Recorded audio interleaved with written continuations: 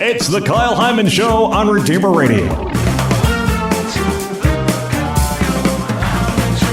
This is Kyle Hyman, and with us to talk about her book, it's called Journey in Love, A Catholic Mother's Prayers After Prenatal Diagnosis. It's Kathryn Anne Casey. Thanks for being here, Kathryn. Oh, it's a pleasure to be here. Thanks, Kyle. Can you share, I've been reading through your blogs and some of this book and stuff. Can you share some of your journey, some of your struggles with pregnancies? Yeah, so my husband and I married 10 years ago, and right away we're able to have a bunch of kids.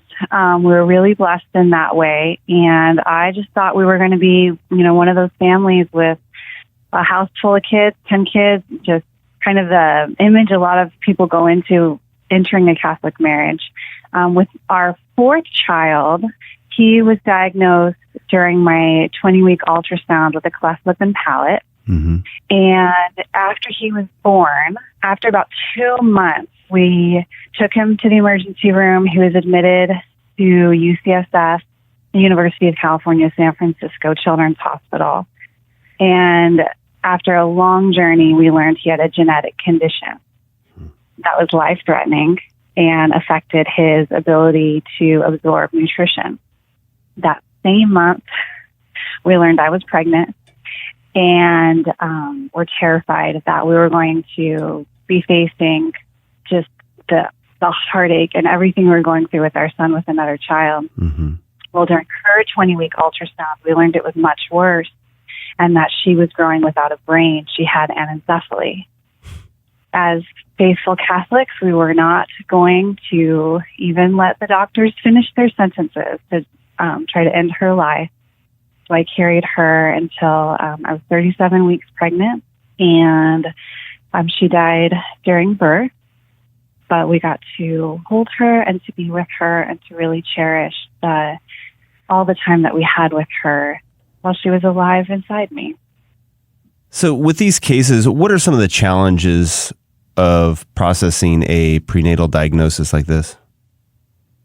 Yeah, I think that because it's not often talked about, and the reality of it can feel so foreign when a person hasn't experienced it themselves, that it's easy to miss that the diagnosis itself is a traumatic event. Mm-hmm.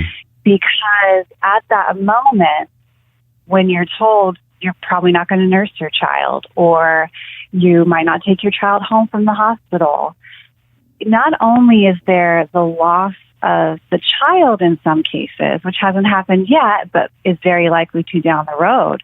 But even in a case where the condition isn't life-threatening, it can be managed with medical care or surgeries, there's a loss of the expectations of what I pictured my parenting this child would look like.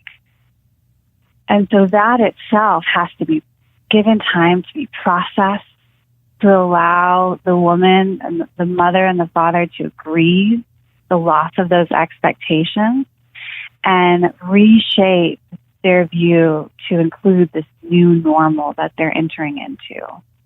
And what is the role of medical professionals in this? How do you see, I guess, sometimes the way they might be able to help parents walking through this versus maybe some of the things that they would do that's hurtful or harmful to this processing?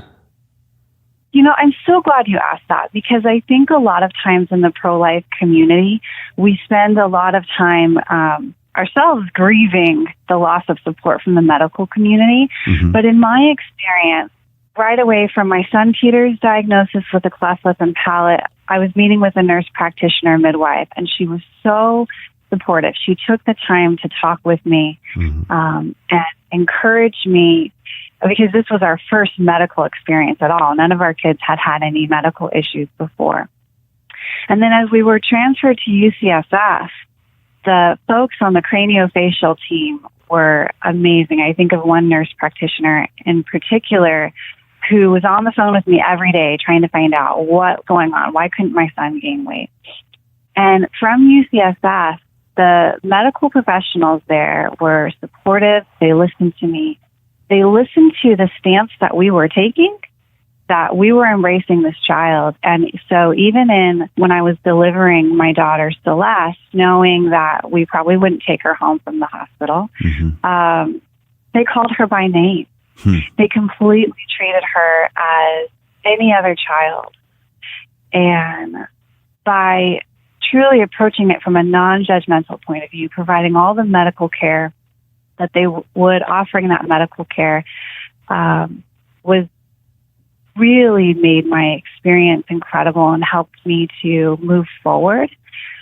Medical professionals can also sit down with the parents and work through a birth plan. We had a huge team in a very small room to talk about what to expect with Celeste's birth, what sorts of interventions they could offer, and discuss what we wanted to do under the circumstances. So that was another way that they stepped in that was really, really incredible. And I suppose if somebody isn't finding that kind of support to, I guess, look around to see if there's other options available and see if you can find doctors that understand your situation and that you do see this as a person, which maybe some people are less likely to do. Even friends and family might try to dismiss it, I suppose, trying to lessen the grief, thinking that they're doing a favor. Did you run into that at all? You know, I think that in our culture, because in the United States, we have so many incredible blessings, and so it's really easy in this society to turn away from suffering. Right. And turn away from death. And so even the doctors that we encountered who were ready to induce that day of diagnosis, you know, I think that there's this mindset of that suffering is to be avoided. Mm-hmm. So then they turn away from that and try to look the other way. You know, you get people saying to you like, oh, well, at least you have these other kids. And, you know, my son Peter was probably about 1.5 years when Celeste was born. And it was a blessing to have him and hold him, even after my daughter had died. But I think that with just the value of having people who will call that child by name, would write me cards about Celeste or recognize her, that is just incredible. But I do think we just have such a fear of suffering in this society that to see a woman who is choosing to hold on to what other people looks like is just suffering. Like, you're just going to be sad. But in reality, we need to start looking and saying, okay, what do I have? She was alive. And all that time that I carried her, she was alive. We're talking with Kathryn Anne Casey. The book is Journey in Love, A Catholic Mother's Prayers After Prenatal Diagnosis. And I'm going to tell you where you can get the book, but also where you could get a free ebook of it as well. This is just a great resource, and I'm so glad it's out there. What made you want to put this together? It's not just prayers, but also you talk a little bit about the grieving process as well. So what was the thought with putting this together? Yeah, so I had written down our experiences. I processed a lot when I was in the hospital with my son, Peter. And as I was putting that together in book format, I was in contact with Mary Beth Baker from Our Sunday Visitor. Mm-hmm. And while a lot of Catholic publishers don't publish memoir directly, written as memoir, she had proposed the idea of that we work on a devotional. And when I thought about this and I thought about what it could include, it really felt like I was taking everything that had sustained me and giving it to other women. So these were the prayers that I prayed. There's a list of hymns. Those were the hymns that I sang bedside with my son. The reflections, I feel like there's so many thoughts that a parent has to walk through when they're facing a diagnosis, whether it's life-limiting or not. There's so much to process. And so I didn't want to leave that part silent, but to share the thoughts that had come to me as I was going on walks and as I was trying to figure out, if God is good, how do things like this happen and how does that make sense? So it's been very much a fulfillment for me of our journey to be able to share this with other women. Sure. Do you have a favorite prayer from the book? Oh, favorite prayer from the book. I still come back to the meditations on the glorious mysteries. We have the Feast of the Assumption, the Solemnity of the Assumption this week, and the Coronation next week, because in our journey, I began to understand that the graces and the blessing that God bestowed on the Blessed Virgin were a promise for us.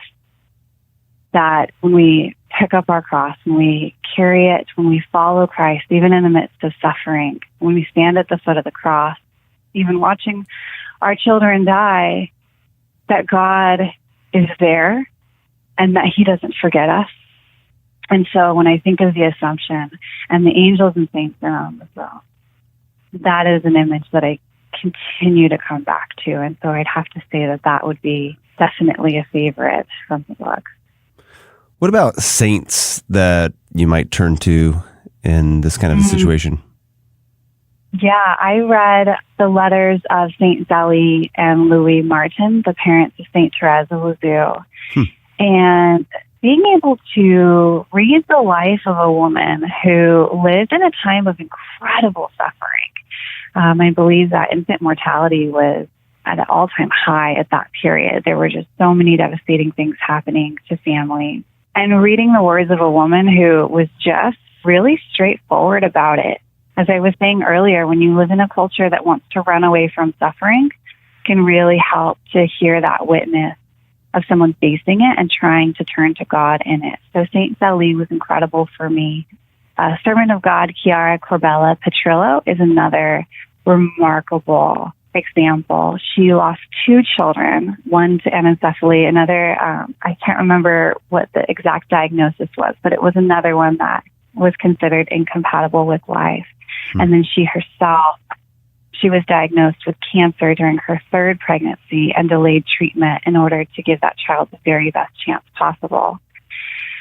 So she is one who just was in the corner of my eye the whole time. Yeah. Also, St. Therese of Lisieux, in her little way, knowing that each step was an offering to God, and that even when I didn't have the words to pray, that I could still draw close to the Lord in our actions.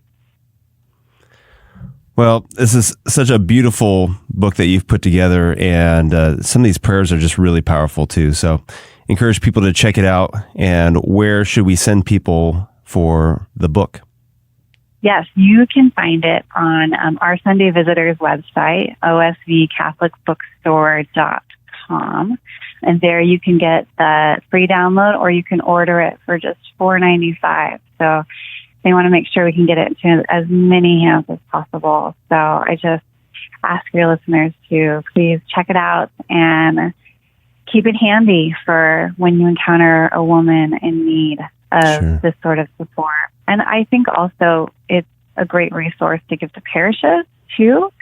There's an organization called Be Not Afraid that provides peer support for women whose child has received a life-limiting diagnosis, and that is benotafraid.net. But as I was speaking with the founder of that organization, she said most of their referrals come from hospitals. So I think we can do a lot to help equip our churches in this very, very much needed area of supporting and celebrating life. Yeah.